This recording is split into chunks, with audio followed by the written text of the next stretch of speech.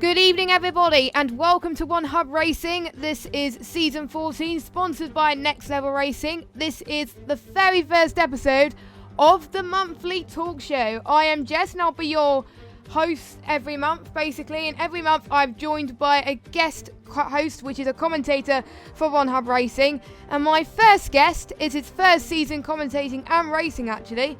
He's racing in a prestige tier this season, and he's commentating for the podium tier. So I would like to introduce to you Brett. How are you doing, Brett? Good. Very excited to be here. Yeah, and to start off with, Season 14. I can't believe it's been that many seasons. And well, before we kick off, what was your decision to join One Hub Racing in the first place after so long? I just seen how well it was ran, and I knew a lot of the guys in my team that were there, so it was kind of just pushing me to go there. Yeah, it's very, very, very organised, and a lot of hard work has put into it. Finally, we can get started with some racing, and we had some good races last night. We'll go through that in a minute. Now, the F1 2019 game came out, which was a new Season 14. Now, it brought back a few new changes. First of all, the ballast is completely gone from F1 2019. So I wonder, Brett, what difference has that made to some of the drivers who might have got used to changing the ballast every race in their setup?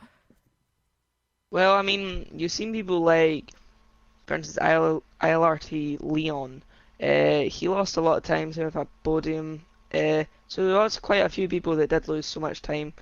Might not been the balance change because like the handling line is completely different. Yeah. But that transfer over from F1 2018 to F1 2019 was such a big change for everybody, and it was really just luck of the draw. Yes, and there was a few performance patches, I think, before and afterwards as well, which made things quite difficult for those guys to manage as well. And so sometimes I notice the handling on the cars are different. Have you noticed that one car is easier to drive than the other, or are they pretty much the same in terms of handling? Well, I was actually talking during commentating about this, and eco cars have differences.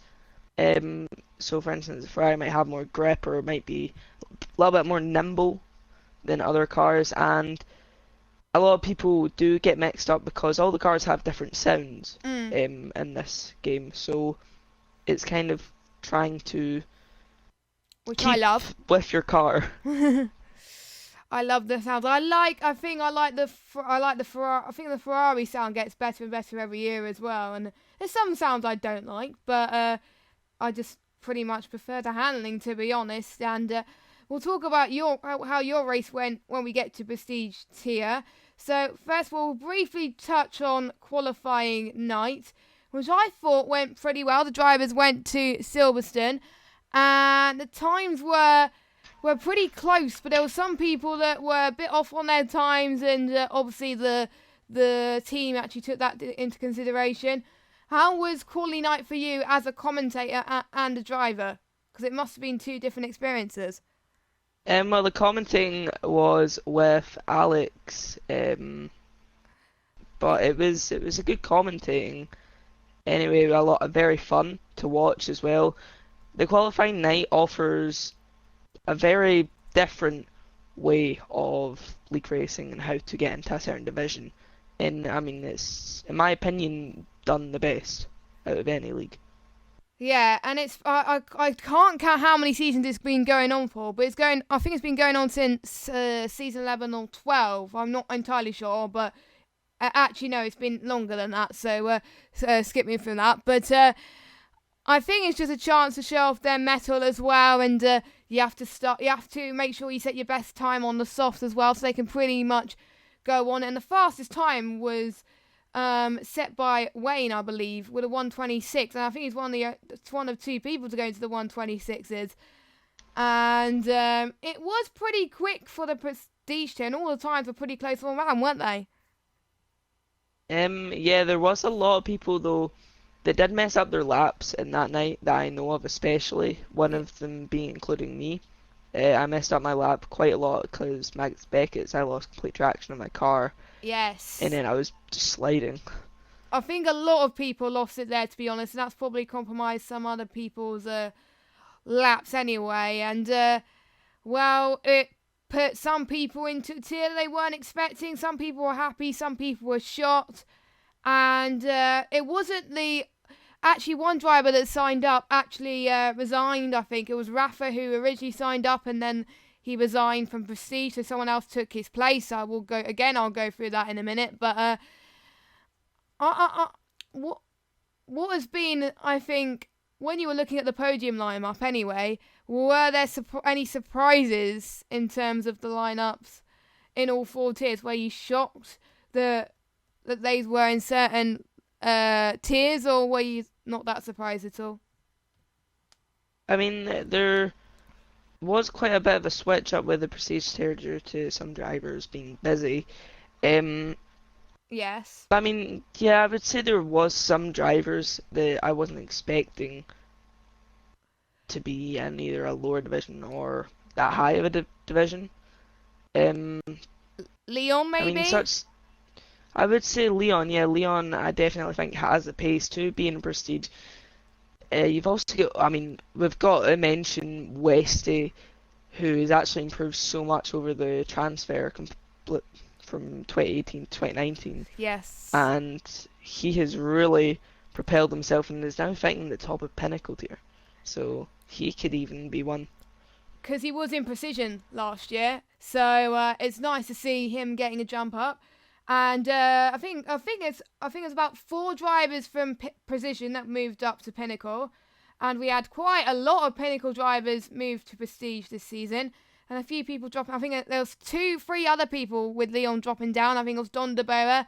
Ollie also dropped down as well, but quite a few people moved up. You want Midnight moved up as well, but again, I'll go through that in a minute. And obviously our podium champion moved up as well. I can't even say his name, Iron Yang, or however you say his name. I said it wrong when I was doing the Silverstone race last season, but there we go.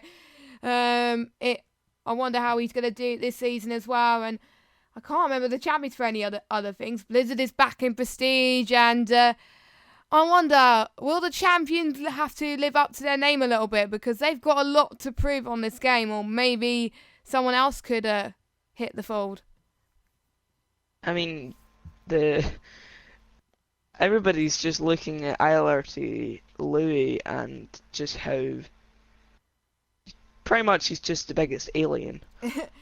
Well, last season it was Blizzard in the Prestige tier, in his first season in season 12, he won a few races, but then Julian was dominating, but obviously Julian didn't take part last season. Whereas Blizzard, he won quite a lot of races, and he actually won with 1 race to go, whereas the other tiers, they had it decided on the final race, which just goes to show how quick he is. But Blizzard on this game, he hasn't found his feet just yet, but I feel like I think I've noticed in the last couple of races in league racing and other leagues, he's getting a lot better. He might have switched back to the pad, I'm not sure, but it takes a while to get used to the wheel, and particularly with the ballast being gone, the pad users may find it a bit easier this season compared to last season. Maybe. Well, I know Blizzard does race in the wheel full time now, but I mean, one thing with Blizzard is he's still really young, and he will always be able to learn. He's got so much time on his hands, me meaning like years, that he will eventually be back where he was, or even better, to be honest, as I'm sure his goals are to be eventually in esports events, big like the official ones. Yeah, because you have to be over 16, and he's not quite that yet anyway, so quite a few people are going to defend their titles. I think Blizzard will be the only one who hasn't, he stayed where he is. He's going to defend his title, and I wonder if he could be one of the first people in the world to become double prestige tier champion. So we'll have to find out, obviously, as the season goes on, if the pre-season races are anything to go by. So yeah, I've noticed a few things actually. So we've talked about quali night. Let's go on to the actual racing, which was in Belgium, the pre-season race. Finally, we got some racing going last night. I was looking forward to that. And it was very, very interesting, actually. Quite a few people got caught out in pretty much common corners like El Rouge and Radiant. I'll go through that in a minute, but there were quite a few shocks. But let's just start off with the podium tier, which I believe you commentated on that. How was that for you? Well, it was quite interesting. The end result with starting with 15 and ending with 6. But the qualifying was actually quite good, to be honest. Quite a close pack. We've seen, just trying to get so we had AC Mats getting pole position with Evianen and P2 Yes. with Liam and P3 in the Renault. So, I mean, there was also, though, a turn 1 incident that happened on lap 1. Yes. And I think it was a misjudgment on Liam's part that just basically ran into the back of a few drivers and half the field was involved. Yes, and everyone pretty much, if I look at the qualifying results now, I think a lot of people opted for the softs to start with, and it was, I think, mainly a soft to medium strategy. But talking about lap 1, there was obviously huge contact.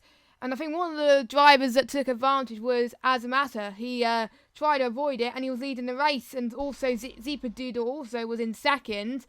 Riley having a good start as well, but Liam was down into 12th place at that point. So I think Liam may need to put a little bit more practice as he caused quite a lot of people to lose their front wings. And it just got a bit chaotic from then on, really.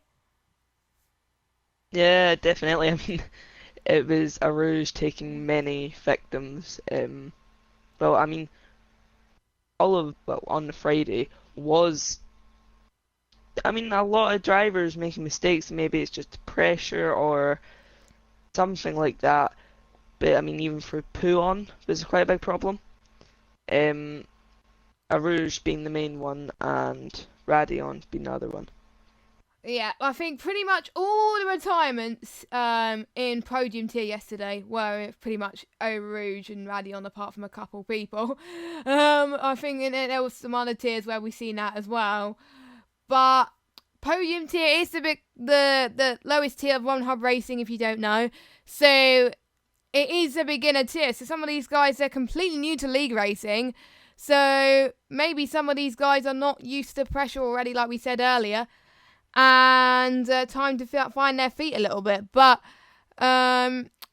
we did see quite a few people actually do really well in the race. Like there was quite a lot actually. So it'll be interesting to see what happens there. And as the race went on, there was quite a few more incidents as well. There was a safety car. Thunder Phoenix retired. Well, it was a virtual safety car, and the two Williams were battling everywhere, but they had to put the battle on hold, and it was just crazy. And then Zeppa managed to get to the lead as well, so it was pretty much battling right through the start. And the one who was doing well in the race in terms of battling was Riley. Riley was the standout. Do you think? I would say Riley, even Aaron, and Evianen, because he was involved with the Turn 1 incident, or I don't know, he was involved somewhere in the track. Yeah, Eva, yeah. Shot him down to the last couple of places and just kept his foot in all race long, and eventually was fighting for the podium at one point, I'm sure. Yes, and there was one of the first Eau Rouge victims in lap 6, the race leader, Zeepa. I need to know how to say these names right, but anyway, he set fast his lap, he went through Eau Rouge, and bam, he lost it, and he retired from the race straight away, which was quite a shock actually. I was like, whoa, I wasn't expecting that to happen. So that was his race over, and again, Riley and King were battling at that point. So King must have get involved in other battles, and then as the race went on, there was another Eau Rouge casualty. Daz almost binned it as well. And I think that's where a lot of people, I think it started to get to a point where it's halfway through the race, like it was only down 7 runners. And I think they started to pit roughly about lap 9 was the first pitters. I think it was Azamata and Foggy. And then Charlie retired straight after that. Oles pitted about lap 10. Those were the soft runners. And then what worked for Aaron was Aaron got that overcut worked really well compared to Averhaven. So because he managed to stretch his mediums quite a lot, which helped him do the softs right to the end. So and they're going again in the Belgian Grand Prix in about 11 weeks' time, so it's good practice for them. But Aaron will probably use the same strategy, do you think? Well, yeah, definitely. It's starting on the mediums actually really helped him, Yes. but I don't know. I feel like if somebody does nail the strategy of the soft to medium, and everybody that did or was on that did have a couple incidents, so that's why mainly it didn't work out for them. But I think if Aaron wanted to succeed with another medium to soft strategy, he would have to be qualifying quite high up the grid for it to work out. Yes.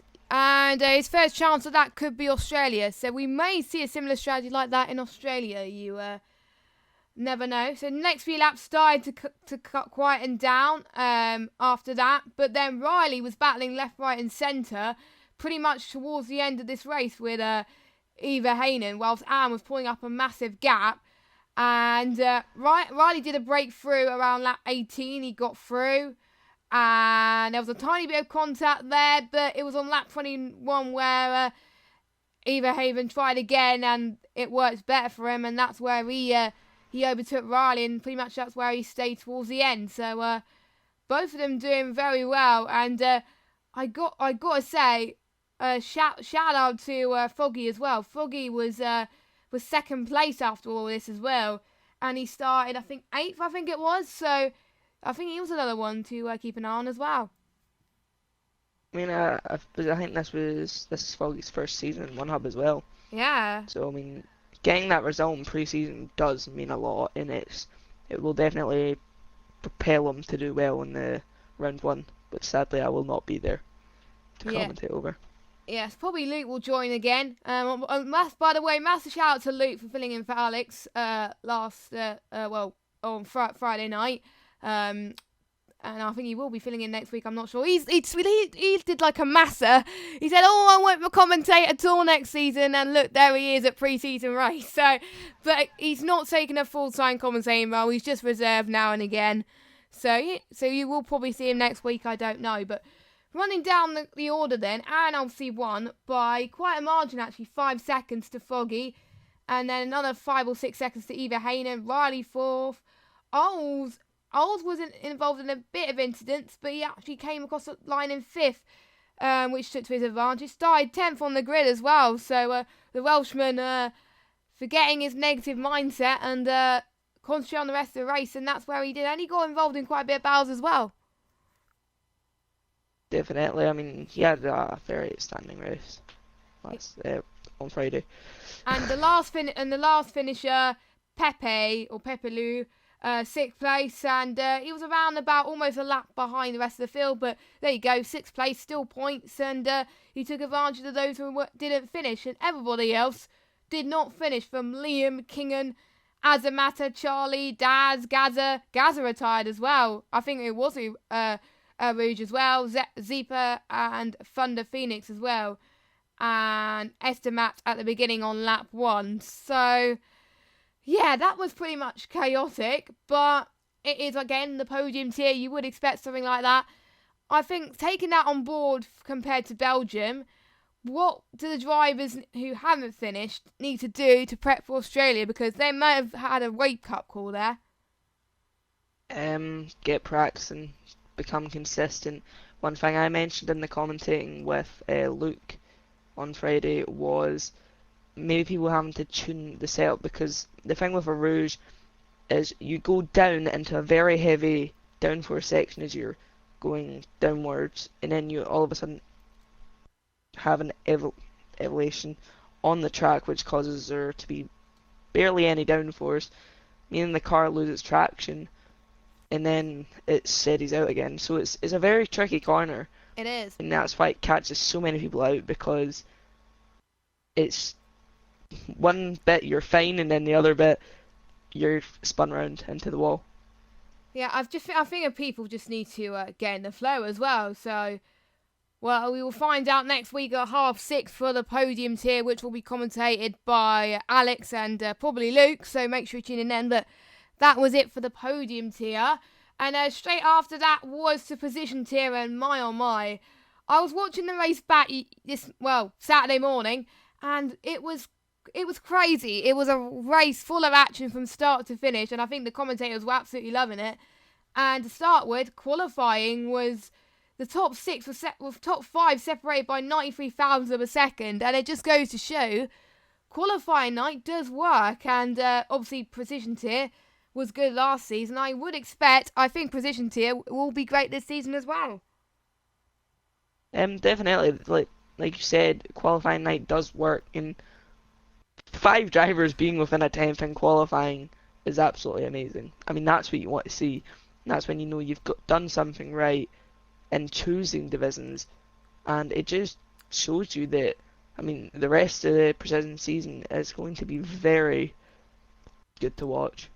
I'm looking forward to watching it as well, but I can't watch it live, sadly, so it's going to be a sad that I'm going to miss it, but I was glad to watch it back anyway. So, right, all of them were on the soft tyres, because it was going to be a wet start to the race, so our first, obviously podium was dry, I forgot to say, but for position, it was a dry qualifying, and then it got wet towards the end. So about with 2 minutes to go, pretty much that was it, and the order was pretty much decided on the fly. So, right, Fountain got pole. He had a point to prove, really, after last season. And just a quick note on a few people that moved up to position. Josh, who was the one who bottled the last race of the season. He was leading the championship last season. And he was meant to do 2 stops. He only got 1. He got disqualified. And obviously, the championship winner on podium, who's also got moved to position, actually won the championship. So Josh wasn't here last night, I believe, but I think after what he'd seen last season, I think he'll be glad that he only has to do at least 1 stop this season. So he's got a point to prove, hasn't he? Definitely. I mean, it's not usual people bottle a championship in that fashion. I don't know, a lot of people are going to have to get used to this new rule though that has been taken out. But I did see some people, it's like, well, one hub isn't the same anymore because, I mean, that's what made it good, how there was 2 stops in it. But I mean, I still feel like the competition is going to be the exact same. Yeah, I think people need to get used to the new game as well. And I think for season 15, they're bringing it back. I think they're going to bring it back for the shorter seasons, just see how it goes this season anyway. So Josh and Ian are the only ones that did get moved up to the position tier. Everyone else was either new or returning drivers. It was good to see quite a big bunch as well. So the start of the race, everyone made it clean through turn 1, which was actually quite surprising. Actually, there wasn't many carnage at the start, but it was rain and it was at the cusp of almost being full wet, but it wasn't. And driving around Belgium in the rain, it must be very difficult, especially if they're on the inters and it's almost in full wet territory, isn't it? Oh, yeah, definitely. A Rouge would have been probably the trickiest corner to fill, and I mean, even people trying, it's hard to make an overtake around a Rouge in the dries. So if anybody tried to make it in the wet, which I didn't see in that race, or from what I watched of it, but if anyone did, I mean, that's audacious. Yeah, that is. But it just got pretty much battles all over the place. Like literally, I think both the commentators were like thinking at that point, when is it gonna calm down? Because I think between lap 1 to 7, it got really crazy. And there was carnage going through Eau Rouge at one point. Chris retired, I think, in lap 1 and 2. But the real start of the the position tier last night, who ended up actually winning the race last night, was Cam, who started 12th on the grid, and he went on to win that race. And the move he did, past Puon, was sensational. He looked like he was on the drive for a minute there. He was faultless, and considering he was at the lead at that point, he's going to have a little bit of pressure now, knowing that he's going to be one of the favourites. But he looked unstoppable in the position tier last night. On Friday night, didn't he? Yeah, I mean, also P2, I forgot the name of him, but he came from last to second. That was last year's podium champion, which was Iron Yenul, how do you say it? But yeah, I was quite shocked because I thought usually champions who were lower tier might have taken a long time to find out their feet, but actually, he got involved in some great battles as well, and he was able to keep it together at times as well, and that's why he ended up in P2, and he could be one to watch as well. I wonder if he could be... I wasn't predicting him to be a title contender before the position race, but he could be after seeing what he's done. But it's like testing, isn't it? It's like testing. You can't really predict what is going to happen based on what happened on the preseason race on Friday night. You just can't. But you never know. And obviously the Brazilian of Vitino, I can't even pronounce the name. He had quite a lot of penalties that race. He was P2 for most of the race, but it was just a few times where he lost it a little bit there, which kind of cost him a little bit. But he stayed on the podium, so he didn't lose that much, did he? No, not really. He had a quite a decent race, as I was watching over it. And I mean, so did a lot of the drivers. I mean, I seen Babin J also getting involved with a lot of stuff, a lot of battles. That was I was nice going to to see. mention though, White Fountain, who made the transfer over from wet to dry. I'm trying to remember off the top of my head here. He was the only driver to go to the soft tires. And everyone else was on the mediums as well, and it got to a point where it was very tricky, I think, at one point to find out when was the best time to go on the mediums as well. And speaking of White Fountain, and someone did point that out in the commentators chat, saying, please include this, don't you worry, I've got this, but the admins are probably going to kill me. But pretty much, there was 3 members of the One Hub team, White Fountain included, which got involved in a massive Blanchemont accident, and that pretty much spoiled some people's races. It was just chaos at that point, and White Fountain had nowhere to go as well. So carrying on, we've got Sophie, who was in P5 after starting 13th, and she got involved in some battles as well, but she was struggling towards the end there, which I felt so bad for. That she had to fight her car right to the pits again and try to see if she can make her way through the field again. And it was very unfortunate, but she did what I think is a sensible thing to do, was never give up and keep going and fought through the pain. And that's why she ended up in P5. And I think one of the only people out of the finishers not to get a penalty, which was out of the position tier, which was pretty impressive, I think. So if she keeps this up, I think she could be on for good, consistent points finishes. Well, yeah, she was in a fight for the last remaining laps, in the last 3 to 4 laps with TB, and that was quite a big battle between these two, and the time difference, the delta between each other wasn't really changing much within the lap. So both of these two really pushing each other to the limits. Yeah, it was just nice to see, and I do believe Sophie was in Precision last season. I'm not entirely sure, but she's looking impressive, and the main goal is to finish, and she'll probably keep her finish rates up good if she keeps it like that. Well, yeah, I also wanted to mention here, with the Sophie and TB incident that I literally just came across on the stream there, and it was on the X of, trying to think what turn this is. It is hard Well, to figure out going the in, turns. yeah. It was Le Camp. I'm sure Sophie lost it in Le Camp. Well, towards the end of Le Camp anyway, from what I've heard, which was Well, she was going round the outside of TB, and there was a little bit of tire lockage, which then caused TB to go into the wall, and Sophie was collected in it, and luckily was still in the race, but TB sadly retired. I think everyone down from ninth downwards, I think, retired. I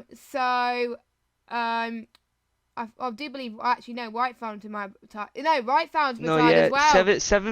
seven people finished. Yeah, so that was Ace Monkey was the last finisher. So everyone else from TB, White Fountain, obviously that incident earlier on. Adri, Adriel, sorry, not Adri. It's hard to read these names. DNF'd as well. They're not going to get any points. Lukey in the Ferrari.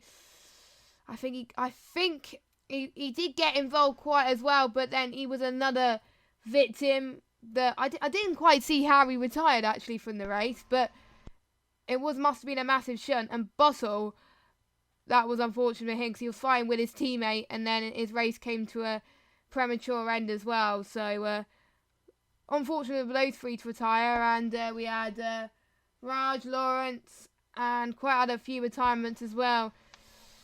Again, Belgium is quite tricky. It's just one of those tracks where if you lose it in Eau Rouge, then you're pretty much stuffed, aren't you? Yeah, I mean, that is the case around this track. I mean, there's quite a lot of places, even curbs that will just insta-spin you, such as Puon, which, when we later talk about the prestige tier, happened to many of us, including me.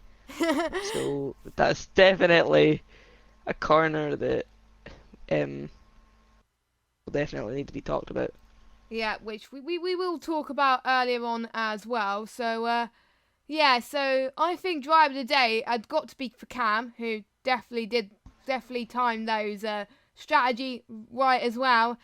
And I think if this pre-season racing Precision has anything to go by, I'm sure Precision is going to have a cracking season. Not everyone turned up though, but pretty much every race last season almost had a full grid.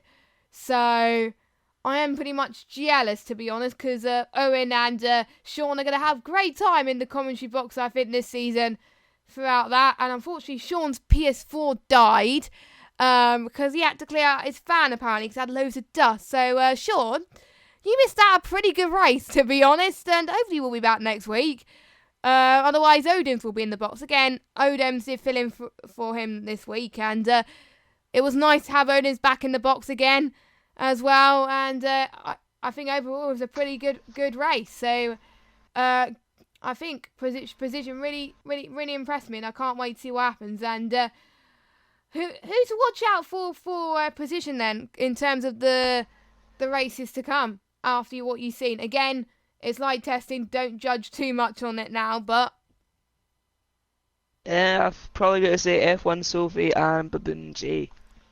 My ones to watch. Yeah, I'll agree with those two, and possibly Cam as well, depending on if he does well in Australia as well. But we shall see. We shall see what happens. So the position tier is on at 7:30 every Friday night. So make sure you tune in then. Obviously, I think the new things that they introduced as well, which I forgot to mention, was the grid walks as well, which I thought was a fascinating mention as well, because we got to know more about the drivers a bit more as well.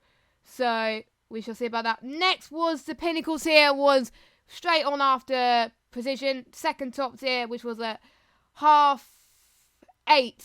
I nearly lost count on what the timing was, but 8:30 it was, and it was commentated by Kieran and Jamie. So Kieran made the move up from Precision to Pinnacle tier, and well, that was pretty intensive, that race, to be honest, especially towards the end, but we will go through that in a minute.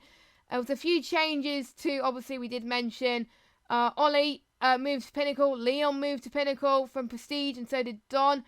And once we got moved up, obviously we said earlier, Westy, who was very good in the race on Friday night, but I'll mention that in a minute. Codemasters got moved to Pinnacle, and so did Ashina. I don't think Ashina was here last night. I can't remember, Friday night. And also Metzer as well. So it was nice to see the jump from these guys, and they got a point to prove to get to the Pinnacle tier. But I think what I've seen for some of these drivers, the jump up to a higher tier hasn't been as bad. I mean, yeah, like you've seen VRT Westy performed amazing for moving up a tier. You wouldn't expect that, especially with a tier of Pinnacle. People like Jay Fletcher maybe didn't get the qualifying he wanted in the intermediate conditions. Nexus Legendi showed up. He's another driver that's been improving over this game. One of the drivers, though, that I think had a lot of complaining about how he should be in prestige tier. Ollie. Ollie. Yeah. There you go. Well, who qualified P5. Yeah, so Ollie did quite well in Pinnacle anyway, and to get where he was, because he was in Prestige last season. But yeah, so he did a very good qualifying. But the race, I'll go on a little bit in the race. I was an idiot and I forgot to screenshot qualifying on my notes. I have to go right to the stream to see what it was. But it was a wet to dry qualifying. They started on the inters, which I think Precision and Pinnacle were the only tiers that got affected by rain. Podium and Prestige, they didn't see any rain at all. Maybe it's the curse of either bottom tier or top tier, but I think the middle tiers had their fair share of rain Friday night, didn't they? Well, definitely. Rain was the thing that really affected people like Westy, and I think it was the reason the virtual safety car came out, because somebody crashed because of it. That was one thing the commentators actually picked up as well. There was a safety car that was caused by quite a few things as well. So qualifying ended up with Legend on pole, where he started on the start of 1:43.3, 31 thousandths of a second separating between him and Westy. Westy putting on a good show as well. Leon as well, P3. What I've seen in other league races where he's been in lower tiers recently, he's been consistent. So he was the one to watch out for in the race, and he was 8 tenths slower than Westy, but again, qualifying P2 for him was pretty good. Jonas P4, Ollie P5, Unknown African P6, Jay Fletcher as well, he did a good qualifying, and no, Ashina did turn up last night, Friday night, so he was in 8th. Alex in 9th, and Dane Star 10th as well. But the one thing I've noticed for the Pinnacle tier, the gaps weren't as close as the other tiers last night. Or Friday night. Definitely. But I don't think it's going to be a case all season long. No. There's drivers that were very close on race pace on the Friday. But I want to talk about Leon briefly, that he's always improving, and I mean, this Leon must have a very strong mentality for this game, because he was off the pace compared to where he was the last game, and he still is, but because he was in Prestige last season. He's finding his feet, and he's keeping on pushing to become where he was before. And I mean, if he keeps doing the way he's doing it now, I definitely think he will be there by probably New Year. He's finding his feet a bit more as well, and I think he's going to try and turn some stuff off again once he finds out his pace a little bit. So, very impressive, and Ayo had a good qualifying. Normand, I think, got involved in quite a few battles as well, obviously in the race that's coming up as well. So, yeah.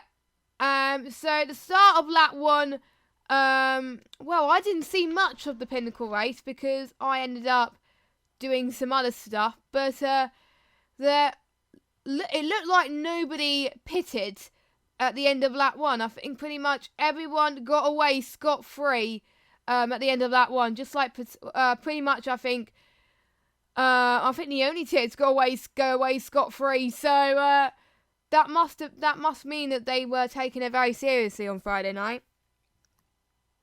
Well, yeah, I would say so. I'm rewatching it now, and they were held at lights for quite long. So luckily none of them jump start to I've Nexus noticed that. Legendi. Yeah, I've noticed that as well. Nexus Legendi got a very good start. As I'm watching here, somebody went wide. It looks like it was unknown African who went wide, and that was only that was the only incident.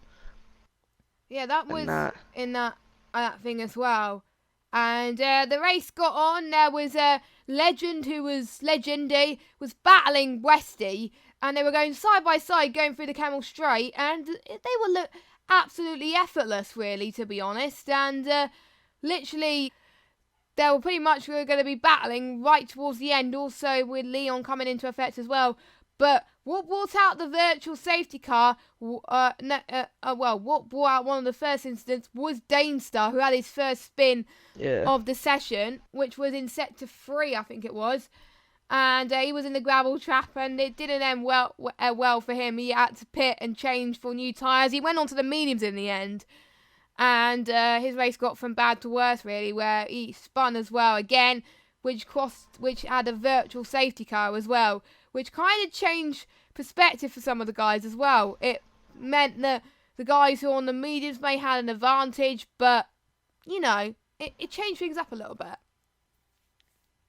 I mean, yeah, it was a battle between Westy and Legendi for this whole dry stint. But as soon as it came to the safety car, Westy's race kind of became ruined in a way. It got to a point where he was losing time. Maybe he might have... Well, it might have been due to the pit stop, because the undercut is so powerful around here, but some people do the overcut quite well, just like we've seen in podiums here, like we were talking about earlier on as well. And all 15 cars, like by the end of lap 6, were pretty much still on circuit, apart from Machino, who left the session.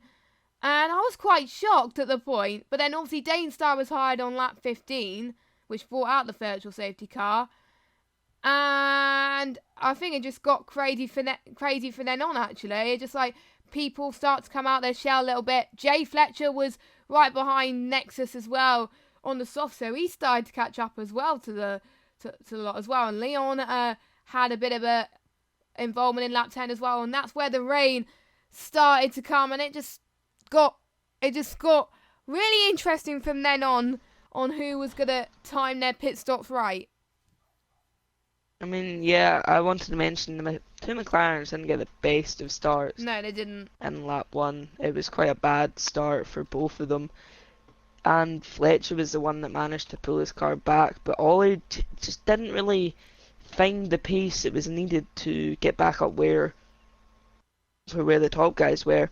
During the dry bit though, Westy Legendi just pulled away from Fletcher and Leon. They were on another level at pace in the dry stint. Yeah. But like I said, when it came to the rain, it kind of all closed up, and that's where Westy lost it. That was in lap 10 actually. He spun it almost into the pit lane where he was wanted to pit for enters. But that was probably because of the soft tyres was not the best tyre to be on at the time. And when they saw DRS disabled, then that was game over. So Leon was pitting, Legendi was pitting, Jay Fletcher was pitting. Pretty much all the whole of the top 5 was pitting. And the person that came out, obviously Westy came out of that, so we benefited from that. Leon was about 9.3 seconds behind them. So I wonder how I think he must have lost time in the pit stops. But again, he was his teammate as well. Prager in lap 12 was fighting as well. So he was key for his teammate to help him along the way as well. He was fighting against Ollie. Ollie dropped down the place through the Camel Straight. And I think a few people started to make mistakes. Colo Man as well, lap 13, he made a mistake, Brie Blanchimont. But again, it's very tricky in the wet. We've seen that in the position tier, and we just seen it in the pinnacle tier as well. I mean, Definitely. Apparently, or well, from what I seen on Twitter, there was a very heated battle between Praga and Lormans at one point, and they were going hammer and tong it into Sector 2 all the time, basically. What lap was And it that? was a, Was it on the stream? I can't remember if it I was. don't know. It was all I know is I seen the Lormans in like view of it, point of view, and don't know that some of the defending from Praga was questionable, but I don't think they would have been a penalty given. Yeah, It again, was. there was quite a few penalties given out in the pinnacle race, especially due to the wet. And unfortunately, Colo, I think, Resti's teammate retired, I think, as well. So there was a few mistakes from the battle that Lormans and Praga had. But as also on lap 15 as well, we've lost, well, I think it was lap 14 or 15. I think Jay Fletcher, another casualty of one of the most common corners to retire at was Jay Fletcher, who was running really well at the time. He was running in the top 5, but unfortunately he had a slight incident which costed him any chance of a point. It was quite of a shock actually, but again, he can't really take that to heart because before his retirement, he was looking impressive. I mean, yeah, Fletcher was definitely.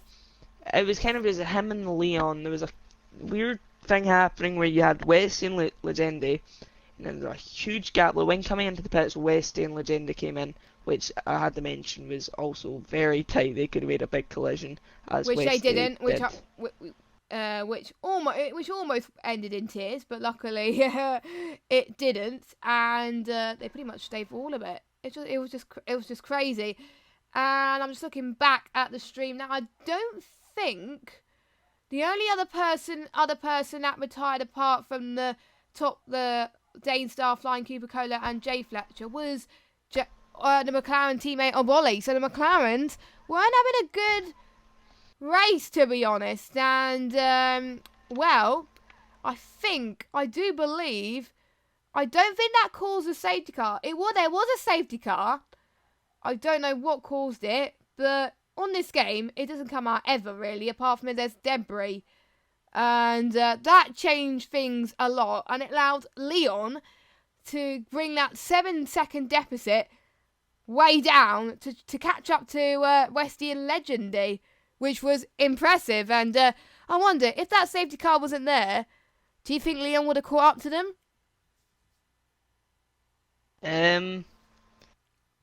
To be honest, no. I definitely think Westy and Legende would have went to the end.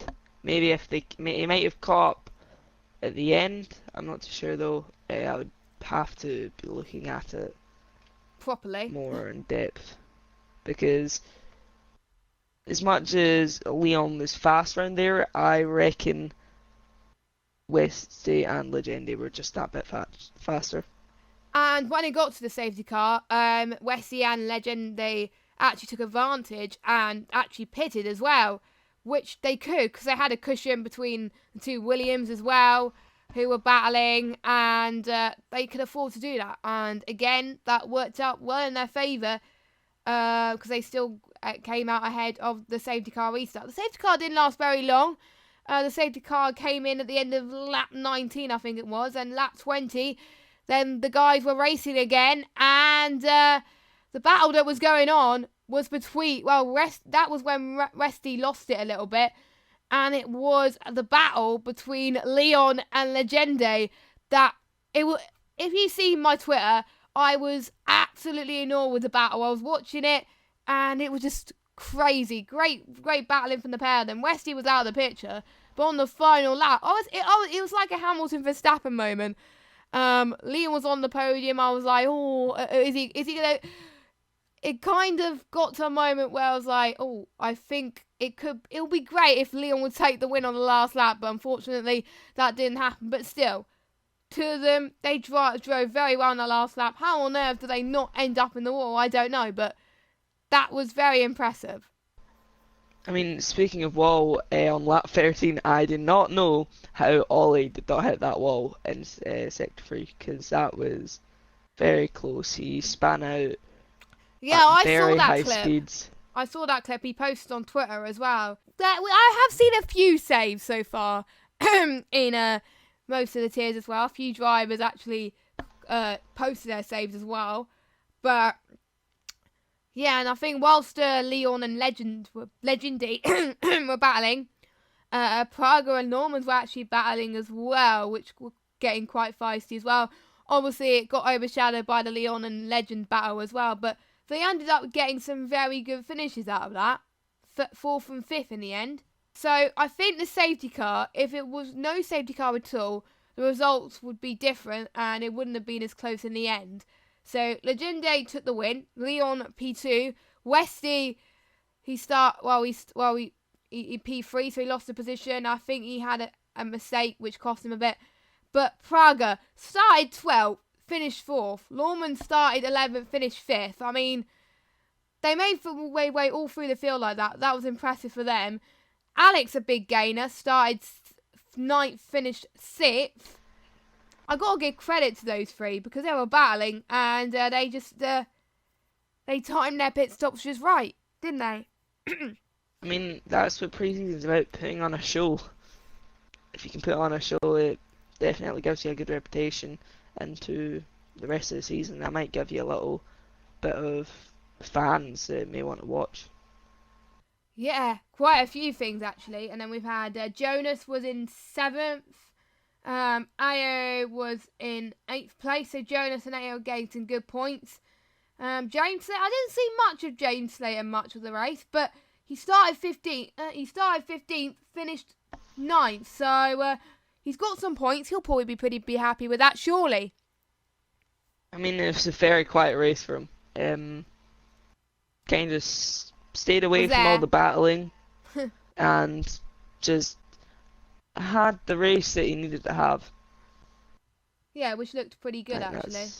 And obviously, Unknown African, I think, was the last finisher, and he got the point as well. And a new thing that was introduced, fastest lap as well. They'll get an extra point for that. That's probably going to change quite a bit.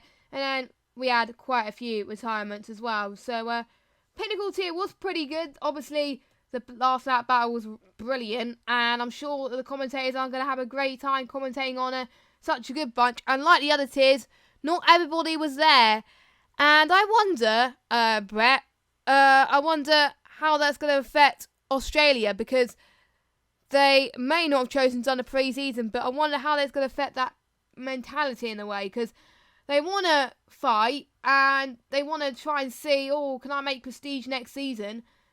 It's best, the commitment's got to start early on, and that is a pre-season race, doesn't it? I mean, yeah, I guess it's pre-season, people might think, it's something that I can maybe just miss out on. And I could see people also maybe thinking of a little bit of a strategy, maybe hiding their pace for the race, which I've heard from other people do it in other leagues. So, I mean, it could be quite good to see. Because I noticed a few people in qualifying night were kind of sandbagging if they knew they were going to be fast enough to get to a certain tier or something. Which was quite a strategic move, I must say, but you never know. So, yeah, Pinnacle was good. And finally, after like 55 minutes in, we will go to the Prestige tier, which is a tier everyone wants to be in. A tier where hasn't, like last season, hasn't been good in terms of like how many finishers have been in the races and also the turnout as well. And I do believe the Prestige tier Friday night, had the most people turn up. So that kind of changed the misfortunes a little bit. So it kind of gives us a little bit of hope to hopefully Prestige will be a lot better in terms of racing this season.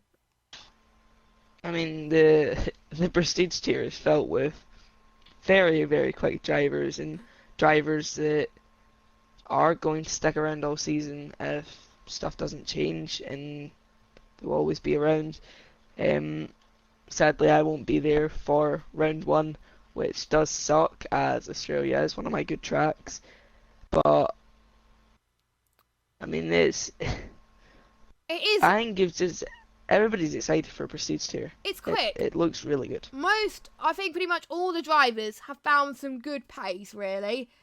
And very interestingly, in qualifying night, which was very strategic, I thought it was going to be the other way around. Odems, I was speaking to him the other day, he was the one who applied to be on a team, whereas Blizzard didn't.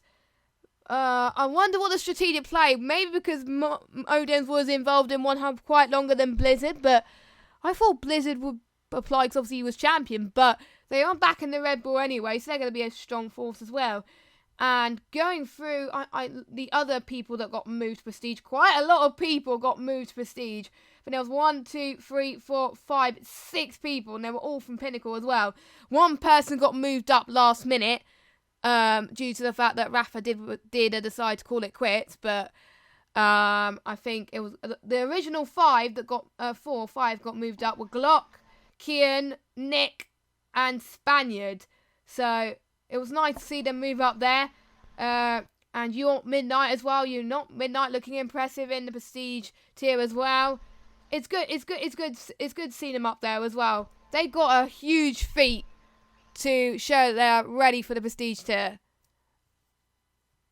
I mean, definitely. Just being in there with some of the drivers that you never expect to be next to was just something special. Like, I was in a party with Midnight and Shapalele, and Shapalele's new as well, I believe. Yeah, and also Lewis, who Lewis kept saying, I can't believe they thought I was going to be in Pinnacle, because there was mentions that he was going to be put in the Pinnacle tier, but he did perform very well yesterday in the Prestige. Yes, he did. And the other driver that actually also got moved to Prestige after Rafa retired for the season was in fact the one who's actually been quite good, much better pace-wise on this game compared to other games, which probably helps him get into the Prestige tier to begin with, was Owen Wyatt, actually. He didn't have a good qualifying night, but his time trials were a lot better when he was doing it in Silverstone in time trial, so that was why he was put up there, and it was good to see him up there as well, obviously a fellow commentator as well, and obviously he didn't have a good race on Friday night, but after speaking to him after last night, he after his little incidents, he looked pretty impressed with his hard tyre pace, didn't he? I mean, yeah, to be honest, I would agree with that. There was a point where my race did kind of go to shambles, as I did hit the wall, and I was kind of in no man's land, so I waited up for Owen, as Owen was also in no man's land. A little bit. Fellow commentators rating for each other. That was interesting. But anyway, going through the drivers aside, we're going to go straight to qualifying, which was dry, just like podium. And Louis started on pole position by 3 tenths. I was quite shocked about the gap. I thought it was going to be closer than that. And it was Onyx in P2 and Wayne P3, Blizzard in P4. It was great to see him up there. And J-Tex in P5. And all the way down to P9 was all on the soft compounded tyre as well. So they obviously had to start on those soft tyres. And it was looking pretty feisty from then on. And like you said earlier with Lewis qualified 7, which was pretty good. I mean, there was one thing I had to mention. One of them being Louis outstanding qualifying. He was 3 tenths away off. A 1:42.1 is a mental timer in Belgium. Fastest I've seen on this game, pretty much. And I've seen him in other leagues, pretty much. And I don't know why. I think because in F1 2017, he was really good. F1 2018, there was some races where he was good, some races where he was a little bit off. F1 2019, he's found his feet. I don't know why. I think he suddenly found a way where it just clicked for him. And it just showed in the race. He was just unstoppable as well in the race as well. You actually didn't do too bad of a lap time. You qualified P12 as well. And you chose the Haas out of all cars. How was qualifying for you? Because it was your first season. What was to expect from your part? quite nerve-wracking, but also I was quite frustrated as on my final lap, I knew there's a lot more time to find, and one corner I found out that I was missing about 3 times in it, so I wasn't very happy. Yeah, I could imagine as well, especially if you wanted to try and get inside the top 10 as well. And you also had the likes of Chapelili, who I was expecting to be a bit higher, was 13th as well. Chapelili did well in qualifying night, but ended up 13th in Belgium. So we did see a few shocks. But let's go to the race then. Obviously, there was only I think there was nobody opted for the hards until it got feisty. I think it was towards the corner of No Name where we saw a few, I think everyone got cleanly in lap 1, then of turn 1 and erosion that. But then once it got to the corner of No Name, that's where we start to see the likes of Paris, Chapelili, Owen. They had damage and they had to pit, which was, yeah, that's where the races changed a bit for them, and they started to lose a bit of pace towards the rest of the field.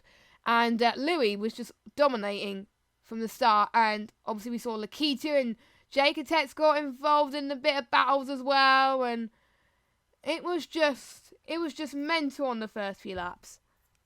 I mean, the thing that kind of made me laugh was Odem's being on the medium tires, which I was a bit confused because he has the pace to be up there with the top guys. So I was just like, right, why has he done that then? And he's also qualified in P10, and he's gonna have people with fresh tires right behind him.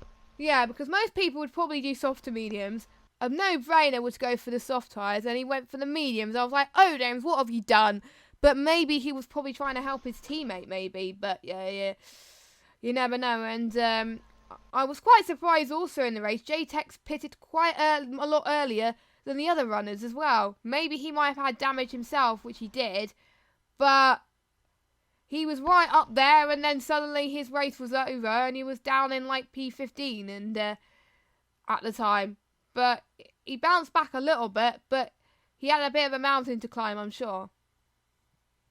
One of the things I noticed around here was if if you're not in a slipstream battle, you're not going to really gain much unless Like you've Italy. got overall pace, yeah. We're not going to go what happened in qualifying yesterday. It was mental. I'm not going to spoil it just in case you haven't missed it. But obviously, the time this is going up, the race would have happened. And we obviously don't know the time of recording who has won and that. But I wonder if it's made that huge effect. But the toe, what I've noticed in all the races, the toe is crucial, especially around qualifying and obviously the race as well. So maybe just Overdomes was waiting to get a bit of a toe as well, and quite a lot of people as well. And that benefited quite a lot of people in the race, especially Onyx, who tried his best to defend from rain for most of the race as well before he pitted. And I think he was the first of the top guys to pit onto the medium tyres. And he lost a bit of time to them when they pitted, but then he got involved in quite a bit towards the end. So he didn't lose out effectively, but he decided to make the jump and make sure the undercut was working. Well, I just wanted to say that there was quite a heated battle between me and Paris at one point. Paris and did go out, I believe, as well. It was from Samster. Apparently it was quite confusing on Samster's stream, or well, point of view, not stream. He ghosted through Paris, but then Paris spun round, so it was like the game had registered contact, but on Samster's screen he just went right through him. So maybe there was some lag issues. Quite a few lag issues in the race. I don't know if it was the drivers or the host, but Samster was the host, that's probably why. But it just got, I don't know, I didn't know what to say at that point. And everyone, I think, pitted, lap 8 after Onyx pitted. I think Odems pitted, no, it wasn't Odems, it was, I lost track who else pitted. Blizzard pitted right after, I think it was roughly a similar time. Louis and Rain decided to stay out, which I think benefited them for the long run. And there was still some more battles, in particular between, I think, Lewis got involved in the battle in the Toro Rosso. And quite early on, it got very heated at times. And I think Keen, Lakitu, and Nick as well. And he was doing as well, trying to get his way back up the field. And he was on fresher mediums compared to everybody else, which I think helped him quite a lot trying to defend off there. I would agree, but Jatatex and Lukisu were having quite a good battle, to be honest. They were right, but they were almost right at the back of Lewis, I think, as well, at the time. Well, at the time. Actually, no, it was earlier on as well, before Jatatex lost, unfortunately, and he was battling with the likes of Lewis and stuff. But it was a shame that Jatatex dropped back, but he was able to climb back. And Lakitu, I think, was one of the guys who actually impressed me in the race as well. So, and as the race gone on, we saw the likes of Blizzard, Onyx, and obviously the Mercedes of Wayne. They were all fighting. Blizzard actually got ahead of Wayne at one point, which I was like, oh, I wasn't expecting that at one point. But, and you saw Onyx and the Renault getting a bit feisty as well. He almost had contact with the Renault. I think it was, I can't even say, is it Matt FNG? I think that's where he got involved in that little battle. And I think Onyx had a bit of a mistake, but he got back together again, and he was still fighting with Blizzard. And it was nice to see them fighting again for position as well. And I think the battle just remained unchanged. I think the only people yet to pit were Odems, who was leading. Obviously wasn't the net leader, so it got pretty intense towards the end, but I think nobody could stop Louis, to be honest. Yeah, Louis was just in a world of his own. The alien himself has just done a runner, basically. Whilst everyone else was, I think he benefited from the likes of Blizzard and Wayne battling. And in terms of, definitely around Belgium, I've noticed that if you battle too hard, the guy in front and behind is going to pull up some great pace, and that really helped Louis gain so much time. It was about 6 seconds separating first and third, which was on lap 13. And that was due to the fact Onyx was battling with Blizzard and Wayne. It's a very hard track, as you want to be in the slipstream. If you're not in the slipstream, you're not going to have the pace, but then if you battle too hard because you're in the slipstream, you're going to lose so much time. It's trying to keep right, and some people just want to battle, and sometimes you just want to get on with your race and actually maintain the position rather than lose more than one. No, you don't want to lose more than one on this particular track, I must say. But pretty much, I think the order pretty much stayed the same for the top four towards the end. It pretty much chopped and changed between Onyx, Blizzard and Wayne as it got towards the end. There were pretty much 5 tenths separating each other. Samster and Nick were having a battle towards the end as well. It was great to see them, Nick actually catching up front. I think no one else was having a battle apart from that point. And obviously Blizzard, Rain and Onyx. And I think Samster was looking quite impressive at the time as he was trying to defend as well. And Nick as well was looking good, despite the fact that he was in Pinnacle last season. He could be one to watch. Yeah, definitely one to watch. There's a few people that are people to watch in this season of Prestige. Since this is my first season of One Hub, I'm sure there's like a mid-season transfer thing. Yeah, there is. We'll go through the standings, which was obviously Louis take the win. He was driving the day by a mile. Then it was Onyx. Then Blizzard overtook Wayne. He was P3. Then it was Wayne P4. Odems from 10th to 6th. So I think we doubted his strategy to do the medium to soft, but that kind of paid off for him. He only did one stop. And Nikita was 5th. Nick was 7th. You want Midnight had a good race as well. He stayed out of trouble and he had no penalties as well. Nick also had no penalties. Samson 9th and Matt was 10th. And I think everybody else got involved in some incidents up front. And I did catch you, Brett, having some donuts on the stream. which was like, I was like, Yeah. what were you doing now? I was like, I'm not going to go too much into it, but I think you were having your moment of glory there. You're like, I'm way down the order. I may as well have a bit of fun. And you ended up having 36 seconds of penalties. How did you not get disqualified? I don't know. I mean, my race went from decent to bad to worse, and to very worse. yeah, I just like it kind of made me smile at the point, and I was in quite a good mood, so I kind of just done a little bit of donuts and, well, yeah, got some camera time, I guess. Yeah. Luckily you weren't in anybody's way anyway, so hopefully that. Well, there was a few questions. Oh, there'll be yellow flags in the bus stop chicane. Will people try to fend off? But actually, there wasn't really people fighting anyway, obviously apart from Wayne and Blizzard. And I think Wayne was third, but Blizzard had less penalties than Wayne anyway, which probably cost him a little bit. But yeah, that was the prestige tier, and obviously I think we had more finishers really in the prestige tier. I think only 2 or 3 people retired. So I think the likes of Owen, and you obviously kept going despite all the troubles. And I think there was another person who was also having a bad race and kept going. Like, I think Kian kept going. Jacotex, after starting 5th and finishing 13th, he kept going as well. So I think I'm starting to get a bit of hope from the prestige tier next season, I think. Well, this season anyway. I'm just hoping hoping a lot more people finish in races this season.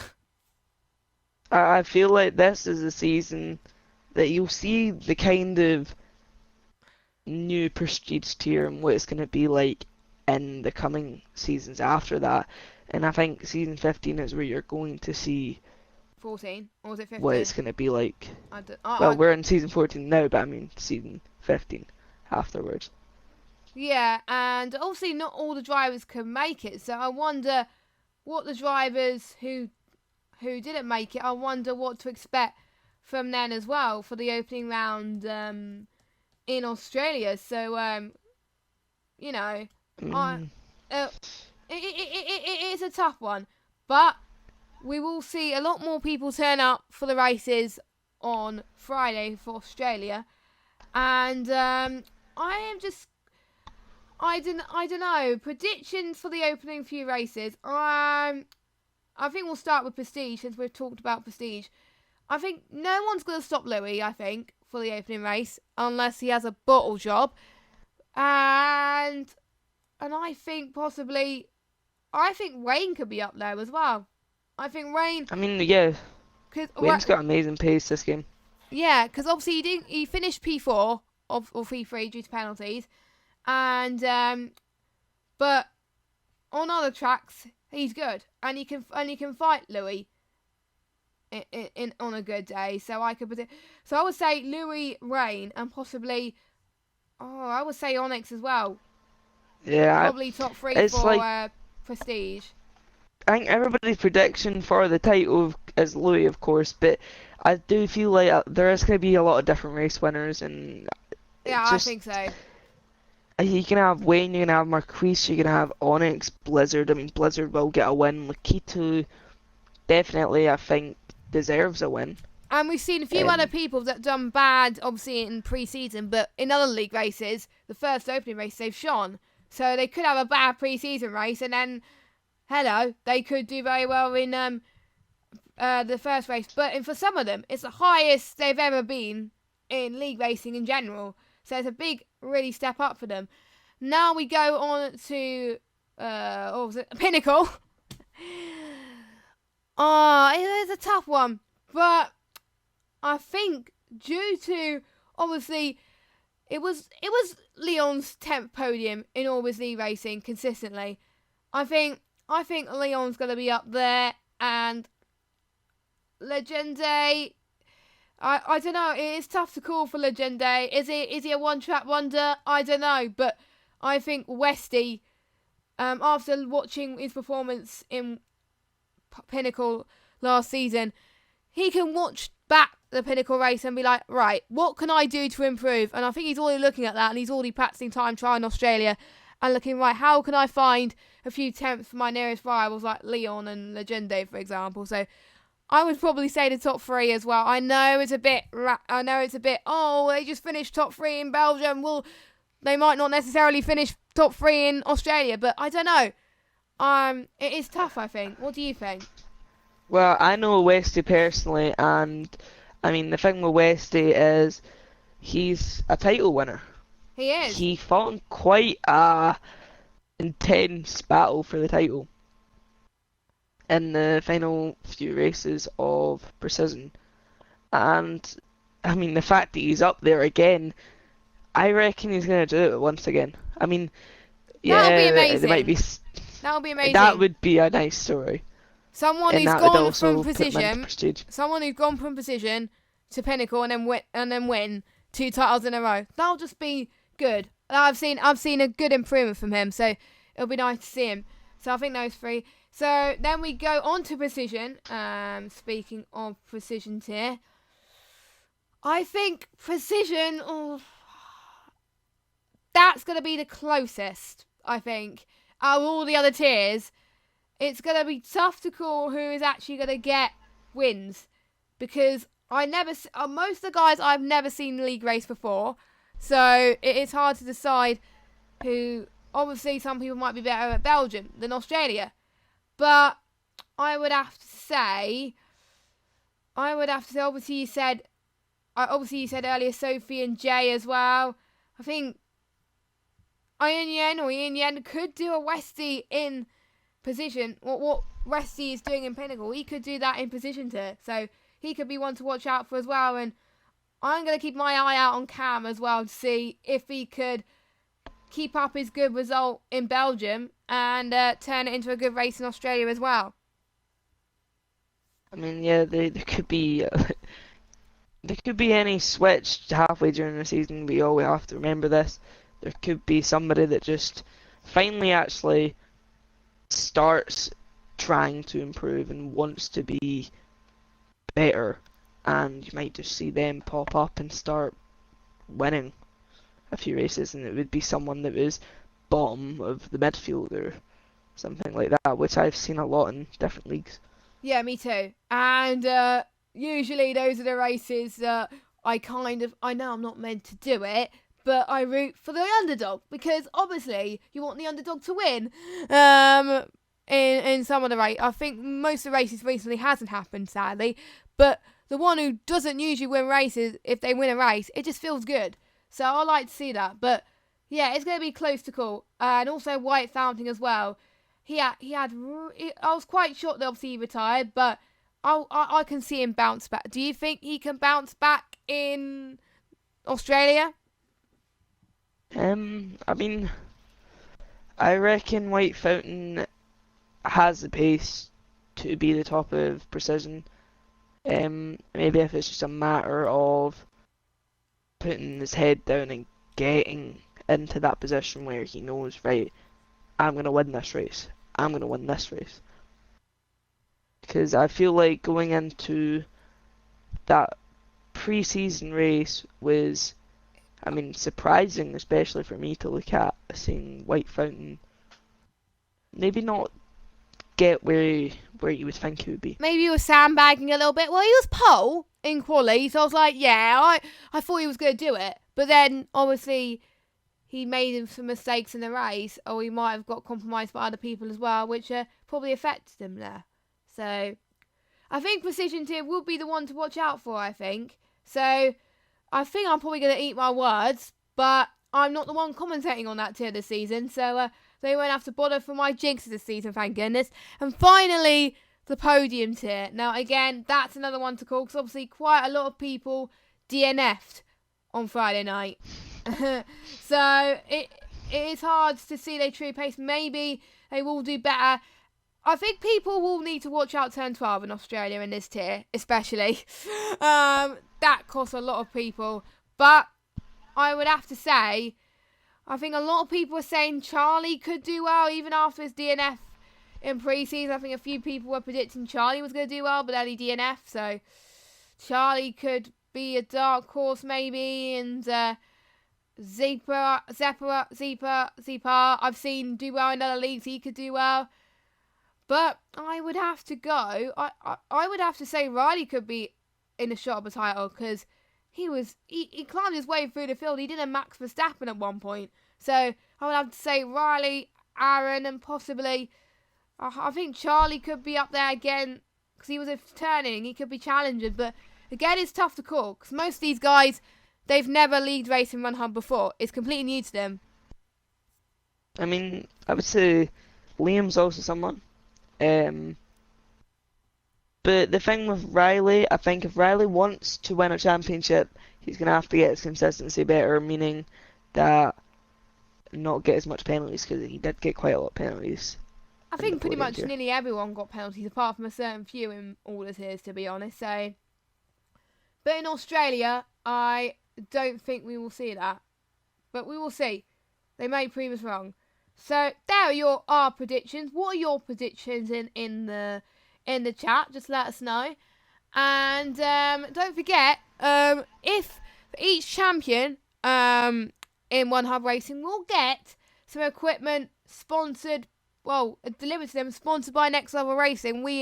Next Level Racing is our sponsor for One Hub Racing, and they've done very well in the past few seasons to help us quite a bit as well. And the rigs that they've got is just amazing. So that is just hunger for all the guys who want to win the championship to get these rigs. Because if they do win, that will just seriously help them next season as well. Try to get their season off to a good start even more. So I think the motivation will be there I think, for the top guys even more now. I mean, yeah, the thing with the Next Level Racing packages is you get one bit, you can get another bit, and it transforms into this actual cockpit. So it's a very good thing to invest in, even if you don't win a championship. Yeah, and it is. To be honest, I'm actually so happy that we are sponsored by them. To be honest, we will try our best to promote Next Level Racing as much as we can during the streams as well. And there's also an account code as well you can use for discount code is OneHub10. So if you put that in when you buy the Next Level Racing software, you do get a 10% discount. Just putting it out there.